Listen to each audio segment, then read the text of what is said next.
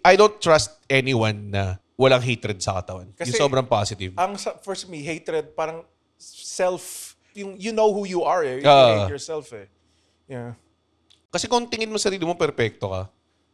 Medyo narcissistic na yun, di ba? Oo. Ang daming ganun. Ang daming na-encounter na ganun na parang feeling nila, lahat ng moves nila tama. So, dapat nagre-react lang kayo sa akin. Ang tawag yata ng mga internet people dun is main character energy. Oh, yes. Yung tipong, ginawa ko to eh. Ba't kayo lahat iba yung reaction nyo sa tamang ginawa ko? Dude, hindi naman ikaw lang nakatira sa mundo eh.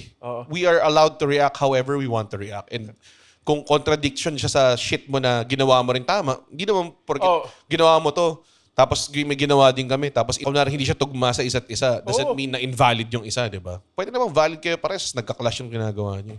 Di ba? Dahil mga bobo sa mundo. Hindi porket parang 1 + 1 equals 2. Makakarating ka lang ba sa 2 dahil sa 1 + 1?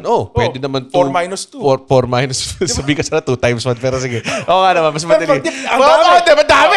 Dalawa agad yan. Hindi lang naman isa yung way eh. Oo, tama. Ang ganda na na. Kunwari, kukuha ka pera, kukuha ka trabaho. Diba? Kung gusto mo magka-pera, maging hold-upper ka, maraming ways. Hindi lang lahat tama. Yun. Pero maraming tama, maraming mali, maraming in between, like 'di ba? Maraming